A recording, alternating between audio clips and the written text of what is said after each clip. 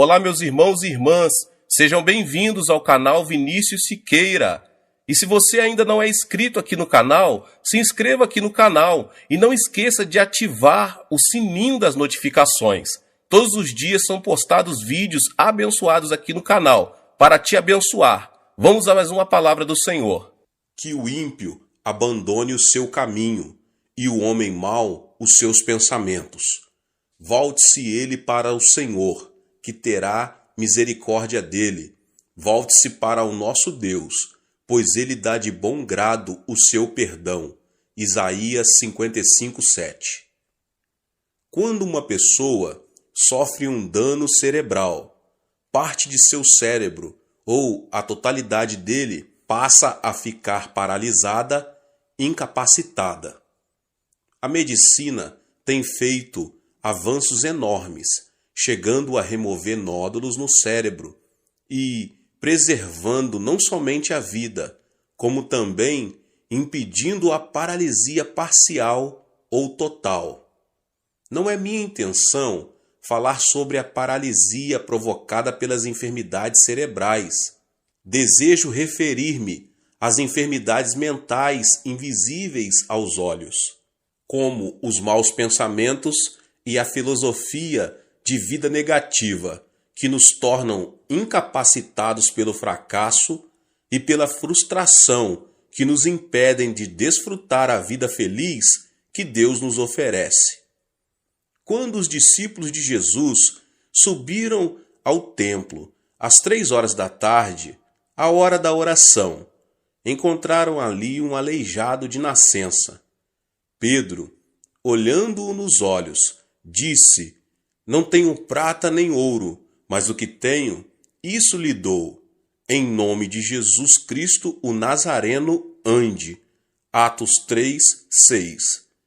Imediatamente, quando Pedro o segurou pela mão e o levantou, e os pés e os tornozelos do homem ficaram firmes, ele deu um salto, pôs-se em pé e começou a andar.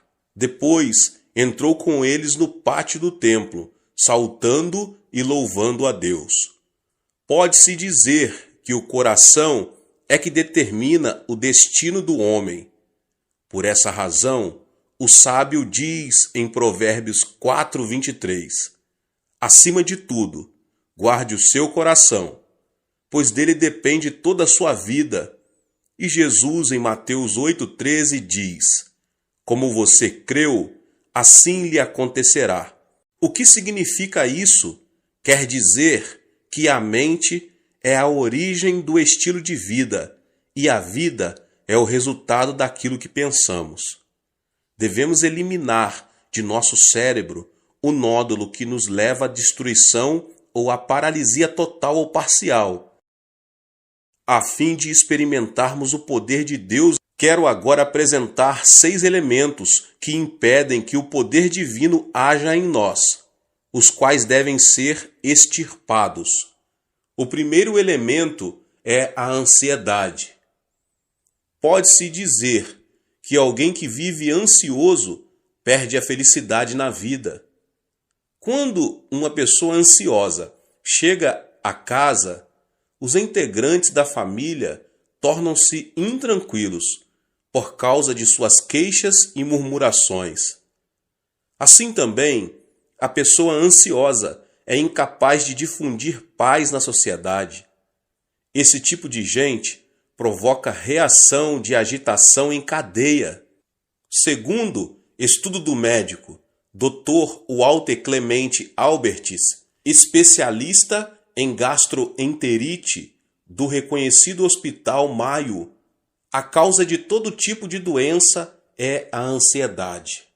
Isso significa que a ansiedade destrói a saúde física, além de destruir a felicidade do coração. Qual é a causa da ansiedade? Apresento aqui 2 de suas origens. A primeira origem da ansiedade, as circunstâncias produzem ansiedade. Quando uma pessoa sente-se incapaz de enfrentar uma situação, torna-se ansiosa. Por exemplo, quando não consegue solucionar um problema financeiro ou quando vive uma situação que parece estar além de qualquer esforço humano. Certo dia, Jesus entrou num barco e disse a seus discípulos que passassem para o outro lado. No começo, o lago estava tão calmo que o barco deslizava como um patim sobre rodas. Ao chegarem à metade do lago, porém uma forte tempestade, vinda do monte Hebrom, começou a açoitá-los. A embarcação estava prestes a ser inundada, de modo que, em vão, os discípulos tentavam tirar a água de dentro dela. O naufrágio se daria em questão de tempo. Foi então que os discípulos se lembraram de Jesus e clamaram: Mestre, não te importas que nos afoguemos? Jesus levantou-se, repreendeu o mar e imediatamente o vento se acalmou e tudo ficou tranquilo. Olhando os discípulos nos olhos, ele disse: Por que vocês têm tanto medo? Ainda não têm fé? Observe que Jesus não disse: Vocês não têm fé. Isso se deve ao fato de que toda pessoa tem fé, de acordo com a medida que Deus lhe deu. O fundamento da fé dos discípulos, entretanto, eram as circunstâncias, os sentimentos e a emoção. Eles tinham fé somente quando tudo estava calmo.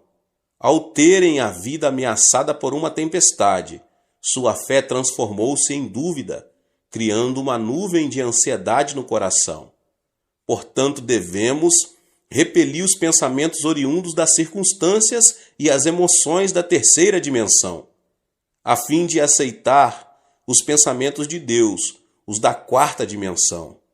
Quando viram a tempestade e as ondas, os discípulos fracassaram em aceitar o pensamento de Deus, apesar de terem ouvido o Senhor dizer que queria passar para o outro lado do lago. Seus fundamentos de fé não eram a palavra de Deus da quarta dimensão, e sim as circunstâncias e as emoções da terceira dimensão. Foi por isso que o Senhor lhes perguntou: Onde está a sua fé? A palavra de Deus permanece para sempre e jamais muda. Apegar-se firmemente à palavra de Deus não é outra coisa senão aceitar o pensamento de Deus. Portanto, apesar das circunstâncias, se o fundamento do nosso coração é a palavra de Deus, mediante a fé, podemos estar livres de nossa ansiedade e preocupação. A segunda origem da ansiedade é que o pecado produz ansiedade. Quando peca, a pessoa torna-se ansiosa, porque perde a confiança diante de Deus. O pecado separa o homem de Deus. Quando Adão e Eva pecaram, não puderam permanecer diante dele.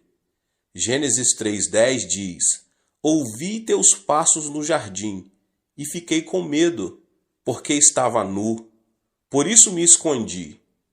Qual foi a causa do medo? O pecado, sem dúvida.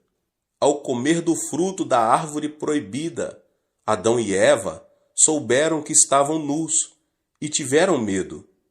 Por isso não puderam apresentar-se diante de Deus. Da mesma forma, o homem que comete pecado não tem paz. As Escrituras dizem: não há paz alguma para os ímpios, Isaías 48:22. Portanto, a consequência do pecado é a ansiedade. Se uma pessoa se sente ansiosa ao sentar-se e ao levantar-se, sua vida será uma ruína. Não obstante, se alguém se aproxima do Senhor e confessa todos os seus pecados, estes se tornam brancos como a neve, ainda que tenham sido como o escarlate. Não se trata de mudar as circunstâncias para que possamos desfrutar paz. Jesus disse: Nesse mundo vocês terão aflições. Contudo, tenham ânimo, eu venci o mundo. João 16:33. E o apóstolo João declara: Porque aquele que está em vocês é maior do que aquele que está no mundo. 1 João 4:4. Portanto, apesar das circunstâncias, deposite sua fé na palavra de Deus. O arrependimento o ajudará a se libertar de toda a ansiedade que tenta destruir sua vida. O segundo elemento é a solidão. A solidão a que me refiro não é a solidão causada pelas circunstâncias. Por exemplo, se você separa um tempo para orar no monte e estar a sós com Deus, isso não é solidão. A solidão é sentir-se só e se caracteriza pelo egocentrismo. É querer receber sem dar. É manter-se indiferente à felicidade dos outros. Quando alguém se torna extremamente egocêntrico e não se interessa pelos outros, transforma-se numa pessoa teimosa e fria. Obviamente, ninguém será receptivo a uma pessoa que demonstre ser assim. Esse comportamento torna as pessoas ainda mais fechadas em sua solidão, levando-as à destruição. Deus não criou o homem como um ser solitário. Em Gênesis 2, 18 e 24, o Senhor fala: "Não é bom que o homem esteja só. Farei para ele alguém que o auxilie e lhe corresponda. Por essa razão, o homem deixará pai e mãe e se unirá à sua mulher, e eles se tornarão uma só carne." O homem nasce de duas pessoas. No idioma chinês, a palavra homem é representada por caracteres formados por dois traços que se apoiam entre si. Ou seja, são duas pessoas que formam uma unidade. Por isso Jesus orou ao Pai, dizendo: "Pai nosso que estás nos céus." Não é o plano de Deus que o homem esteja só. Até mesmo na natureza de pregar o Evangelho, Jesus enviou os seus discípulos em duplas. O apóstolo Paulo sempre esteve acompanhado de Barnabé. Depois de uma discussão entre eles, Paulo juntou-se a Silas e Barnabé a João Marcos. Portanto, quem se considera santo e justo e gosta de estar sozinho não é um santo verdadeiro. Nada mais é do que um egoísta. Temos de desfazer a solidão do nosso coração, que nada mais faz senão destruir a nossa vida. Agora, o terceiro elemento é a indecisão. A fé sem obras é morta. Quando alguém duvida e vacila entre uma e outra coisa, denota ser uma pessoa indecisa. E uma pessoa indecisa caracteriza-se pela falta de responsabilidade e receio, o fracasso e o erro. Muitas vezes, no dia a dia, o pastor precisa trabalhar como um agente imobiliário.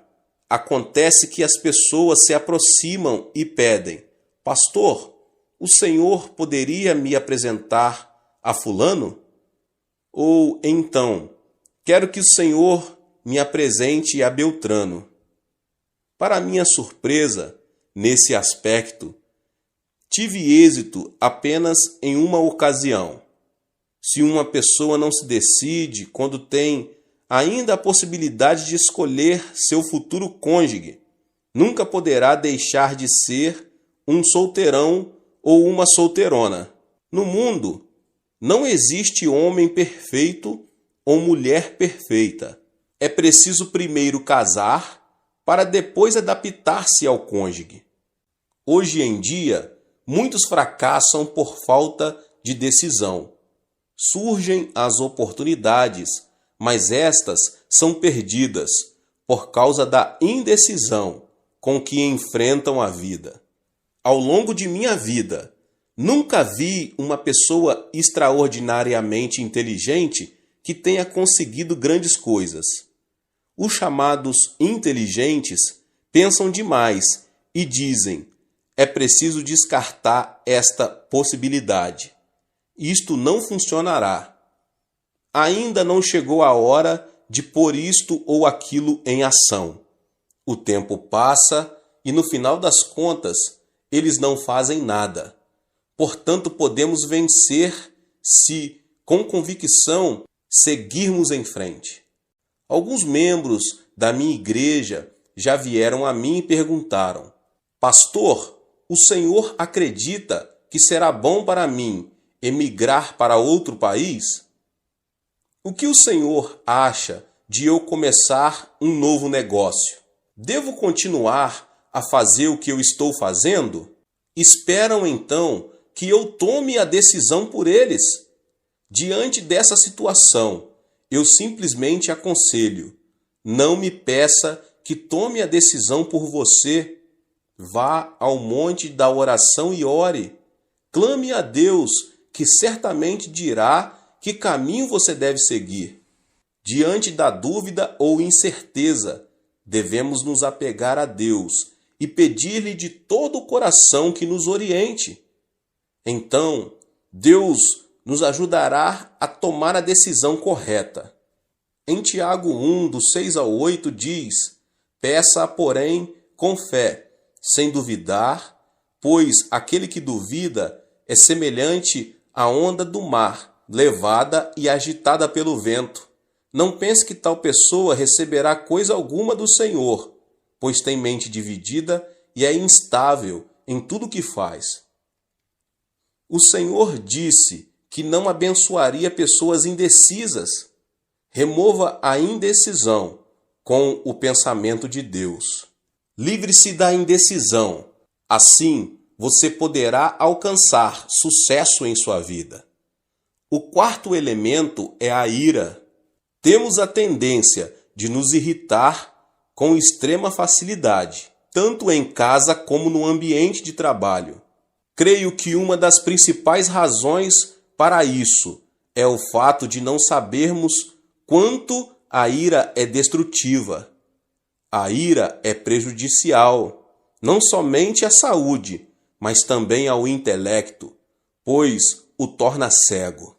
Em uma conferência, o famoso anatomista inglês John Hutton afirmou ser a ira semelhante ao suicídio.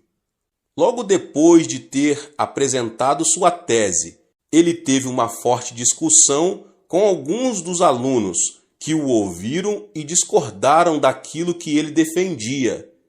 Isso o irritou sobremaneira, levando-o à morte instantânea, vítima de um ataque cardíaco. As palavras de John Hutton causaram grande repercussão por causa de sua morte trágica. Irar-se é como cuspir para cima, ou seja, a ira se volta contra a própria pessoa. A Bíblia diz que a ira rebaixa o nível da pessoa e o transforma em ignorante. A sabedoria do homem lhe dá paciência. Sua glória é ignorar as ofensas. Provérbios 19, 11. O homem paciente dá prova de grande entendimento, mas o precipitado revela a insensatez. Provérbios 14, 29. Além disso, a ira nos separa da alegria de Deus, porque irritar-se é cometer o mal na presença divina. Existem hoje muitas famílias destruídas por palavras cheias de ira. É aconselhável falar pacificamente, em tom moderado, ainda que seja em momento de ira. Quando preciso aconselhar pessoas que têm a tendência a se irar facilmente, digo: quando você voltar a se irritar, abaixe a voz e fale devagar. Se a sua esposa cometeu um erro grave, não levante a voz dizendo: querida, porque isso o levará a irar-se ainda mais. Fale em tom baixo e suave: querida. Qualquer pessoa tem a experiência de se ter irritado e depois de algum tempo arrepender-se de haver agido dessa forma. A ira destrói tudo, A ira não traz benefício nenhum à sua vida. Precisamos aprender a preservar e desfazer a ira que nos leva à destruição, e então nos será concedida uma nova manhã. O quinto elemento é a frustração.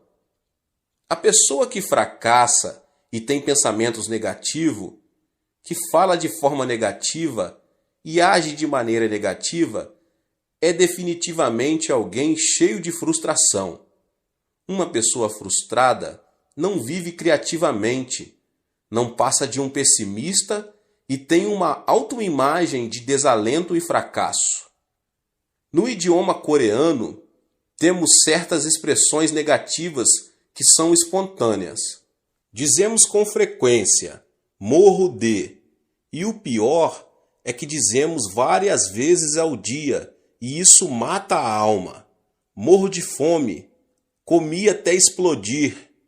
Morro de felicidade, morro de desânimo, morro por causa da sujeira que existe aqui. Morro de calor, morro de frio. É tão lindo que quero morrer. Pergunta-me se o aprecio tanto, por que quer morrer? E não é só isso. Há canções seculares, cuja letra é também pessimista e frustrante. Deus não nos abençoará se vivermos chorando e pronunciando palavras negativas. A Bíblia diz, e caiu na armadilha das palavras que você mesmo disse, está prisioneiro do que falou. Provérbios 6, 2. Isso sugere a importância das palavras em nossa vida. Portanto, se falarmos palavras negativas, vamos viver sob a sombra da frustração. Tenho recebido muitas cartas que chegam do interior do país. No entanto, se o conteúdo da carta é negativo e frustrante, deixo de responder a ela. Ao contrário, se a pessoa que a escreveu, embora diante de frustração e de um panorama desalentador, denota a esperança, oro por ela e faço tudo o que posso para ajudá-la. Sabe qual é a diferença entre uma pessoa de sucesso e uma pessoa fracassada? As bem-sucedidas não se mostram frustradas diante de um eventual fracasso e logo se colocam em pé novamente. Ao contrário, as pessoas fracassadas denotam frustração, desanimam e cruzam os braços. Aqui está a diferença.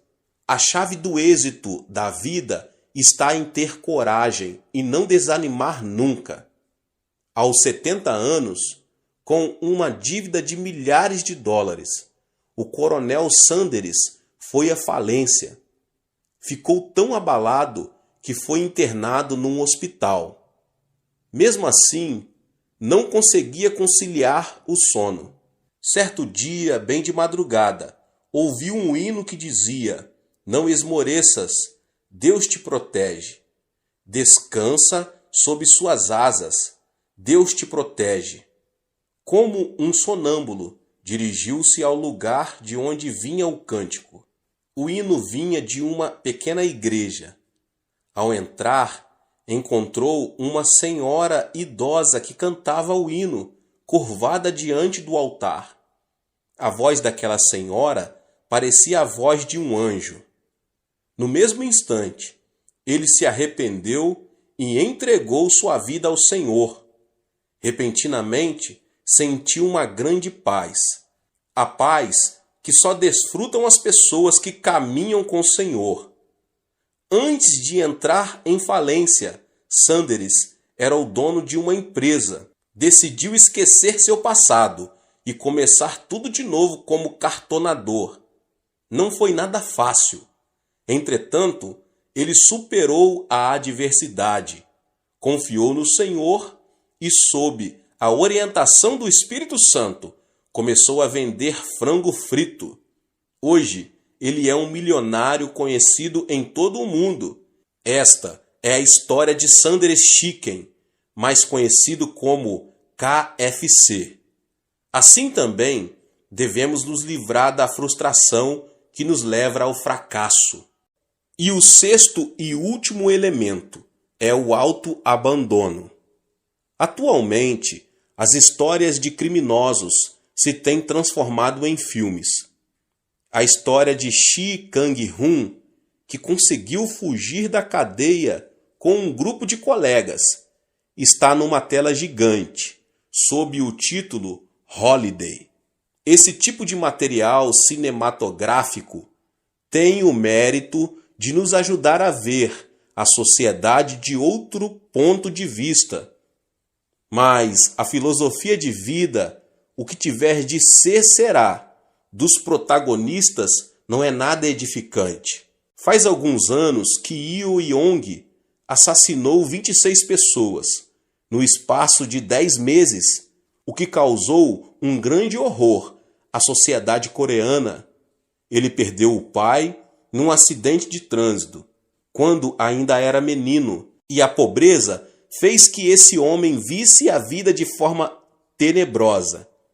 Depois de várias prisões, e quando sua esposa não suportou mais a situação e decidiu divorciar-se, ele abandonou tudo e transformou-se num assassino.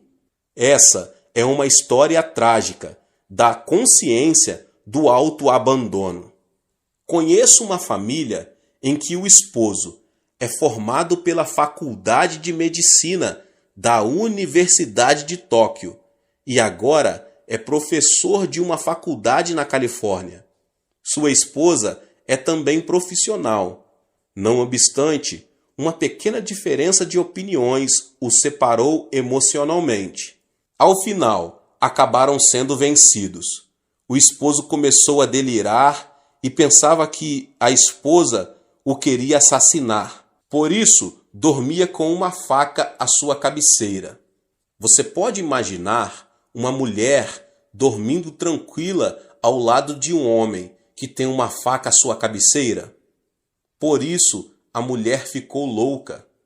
Graças a Deus, a mensagem foi transmitida por meu intermédio e eles aceitaram Jesus como seu Senhor, saíram do autoabandono e finalmente recuperaram a estabilidade familiar.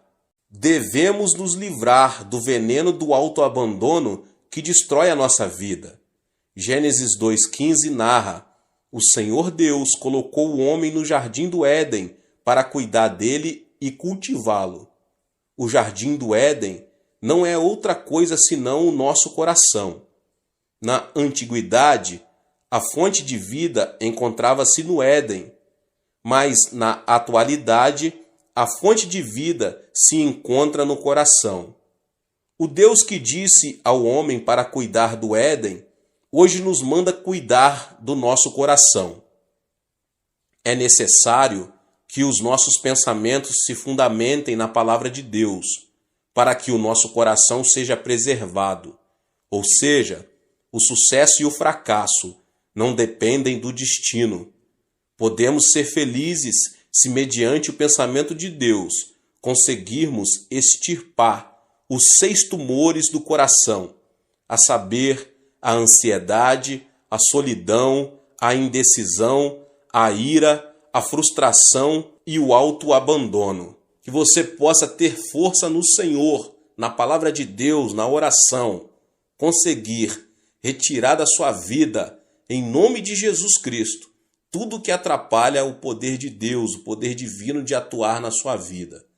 Deus abençoe a vida de cada um dos irmãos que ouviram essa palavra do pastor David Puyong Cho. Se você ainda não é inscrito aqui no canal, se inscreva no canal, ative o sininho das notificações para você não perder nenhum vídeo que são postados aqui todos os dias.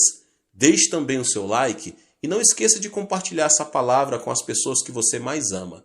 Nos vemos nos próximos vídeos. Amém.